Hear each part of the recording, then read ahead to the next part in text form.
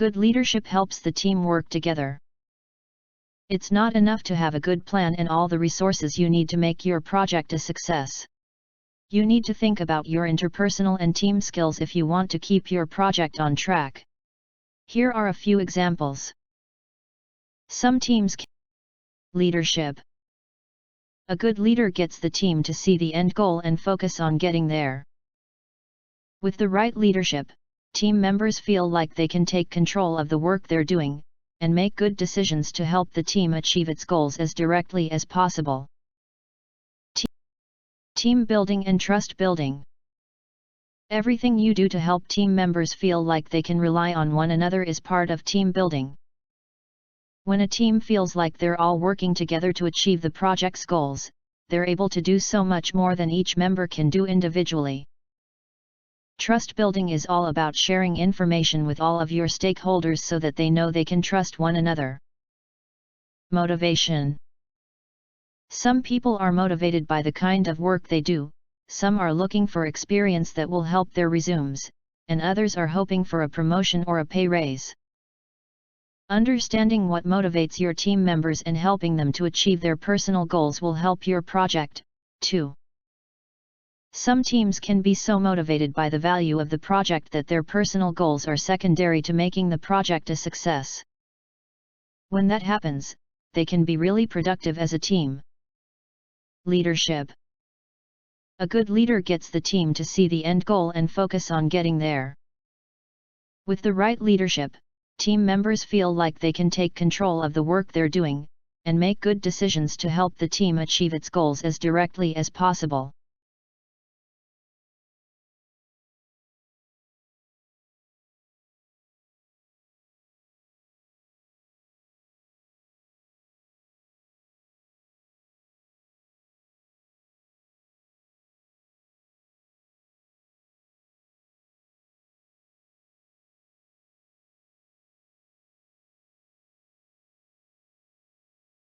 Project teams are made of people.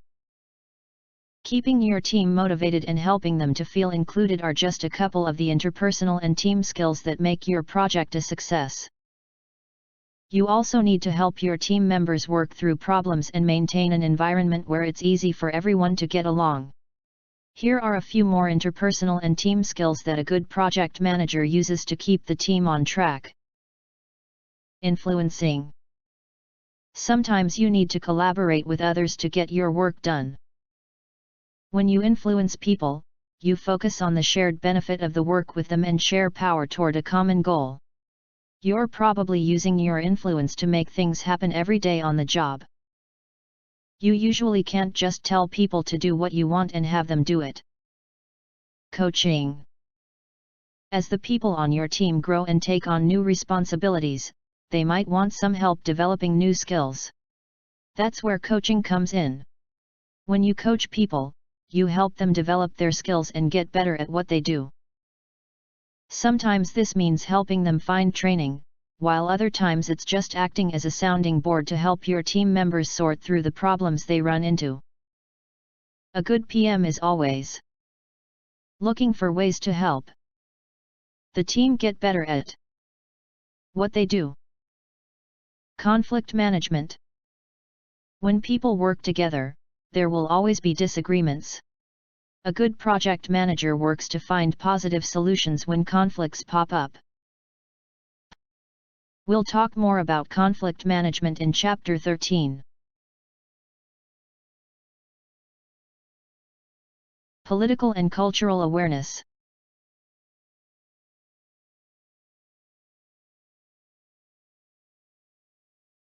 It's important to make sure that everybody on the team feels included. You need to be aware of the topics that might alienate people or make them feel uncomfortable, so that you can maintain an open and inclusive environment on your team. There are a few more interpersonal and team skills discussed in the PMBOK Registered Trademark Guide that we'll talk about along the way. Communication. Chapter 10 is all about communication.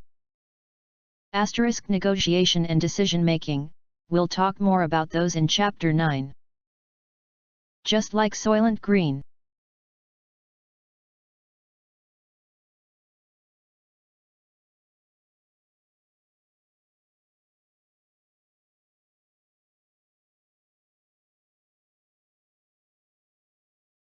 Q. Directive and controlling PMOs seem pretty similar to me. What's the difference again? A. That's a good question.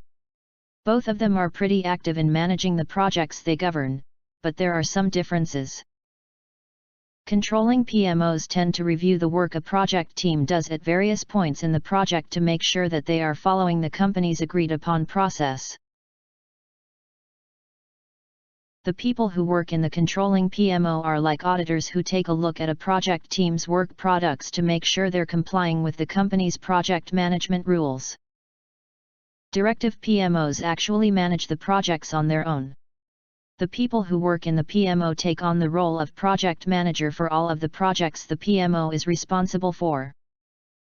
Q. My company doesn't have a PMO at all. Do the 49 processes apply only to companies that have PMOs? How much of what's in the PMBOK registered trademark guide applies to plain old project managers who aren't in a PMO? A. Yes. The PMBOK registered trademark guide is all about project management, and all of the processes it talks about are meant to be used on projects to help them succeed. If your company has a PMO, following the 49 processes will help you work with that PMO. But if you don't have a PMO where you work, it's still good for a project to follow all 49 of them. Q. Does the PMP exam test you on your interpersonal and team skills? A. Yes. You need to know what all of the interpersonal and team skills are and when you would use them in managing your project. Interpersonal and team skills are an important part of managing a team. If your team members each feel like their opinion is valued and they are motivated to do good work, you'll have a much better chance at success. Q. Hold on, how are team building and coaching different? A. Another good question. Team building usually means going out, having lunch, doing group exercises, and in general socializing as a team so that the group gets more familiar with one another and can have a better internal set of relationships. Coaching is about identifying your team members' talents and helping them develop those. Say a member of your team is really good at explaining technical concepts to other people.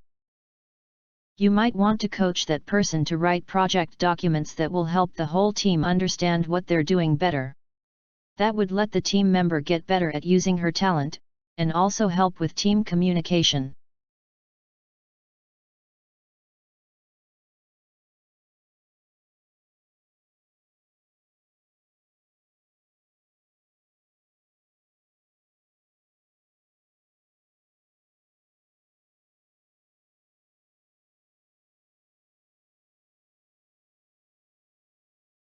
Operations management handles the processes that make your company tick. Think about all of the processes your company goes through every day to keep things running smoothly. You probably have worked with operations teams on many of your projects, from accounting departments to support teams to infrastructure teams who maintain software environments. Each operations team is staffed with specialists in the aspect of your company that they run. Sometimes, you'll work with them to build out parts of your project, sometimes, you'll depend on them to do work before your project can proceed. Operations management will direct, oversee, and control the business processes you work with on your project every day. You'll learn more about stakeholders when we talk about stakeholder management in Chapter 13.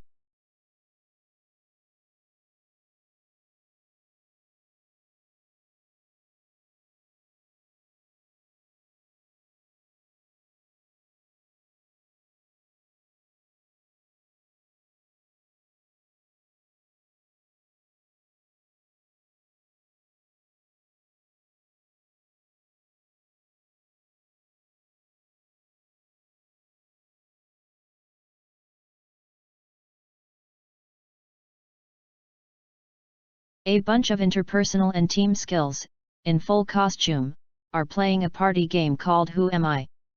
They'll give you a clue. You try to guess who they are based on what they say. Assume they always tell the truth about themselves. Fill in the blanks to the right to identify the attendees. Any of the charming skills you've seen so far just might show up. I get everybody on the team to understand the goals of the project so that they can get behind them. I work to maintain an open and inclusive environment by paying attention to the things that team members might be sensitive to. I try to figure out what each team member wants out of the project, and then I help him or her get it. I share power with other people in order to get some shared benefit. I help team members get better at doing project work. When arguments or disagreements happen, I try to solve them in a way that benefits the team as much as possible. I help everybody on the team feel like they can rely on one another. I'm transparent with all of the stakeholders in my project so that everyone has all of the information they need to make good decisions. Introduction to the PMP.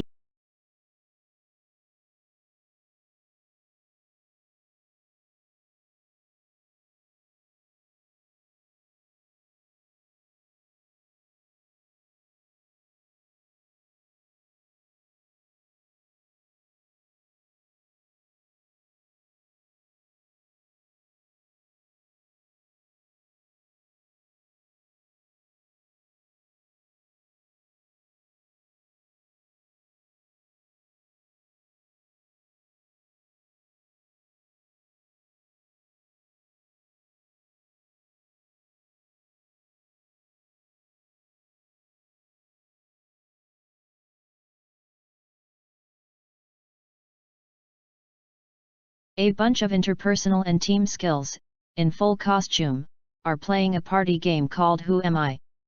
They'll give you a clue. You try to guess who they are based on what they say. Assume they always tell the truth about themselves. Fill in the blanks to the right to identify the attendees.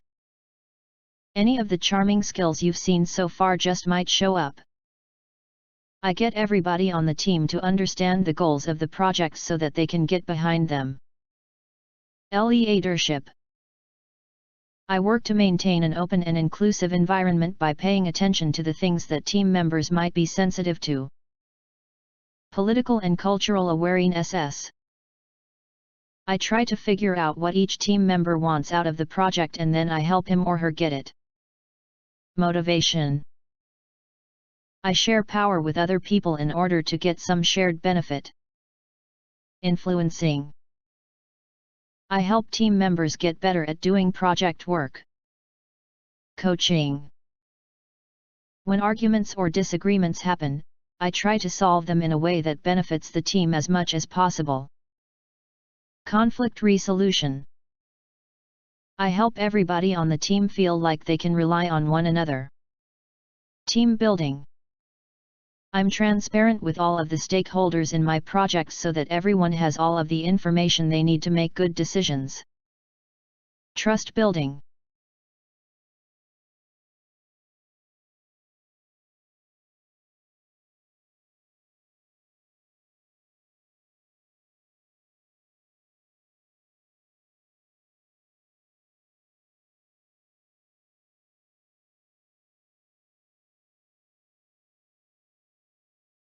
A PMP certification is more than just passing a test.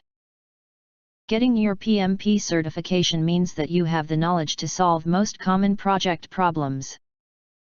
It proves that you know your stuff. Once you're certified, your projects are more likely to succeed because you have the skills and knowledge to make them successful.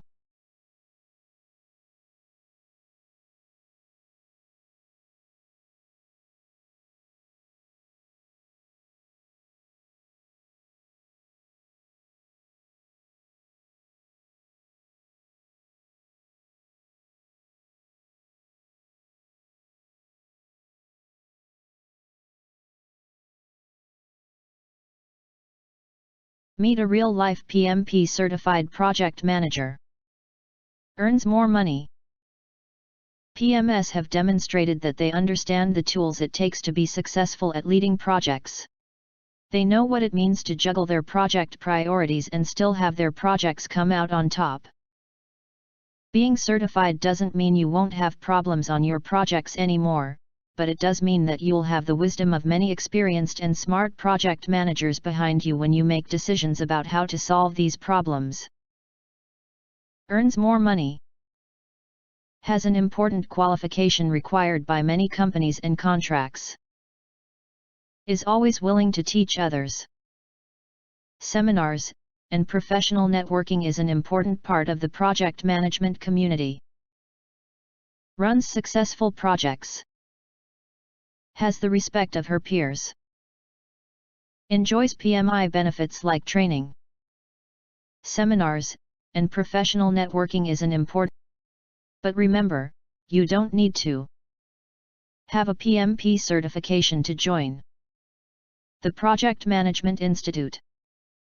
If you're planning to take the PMP exam, it's a great idea to join today and start taking advantage of these great benefits.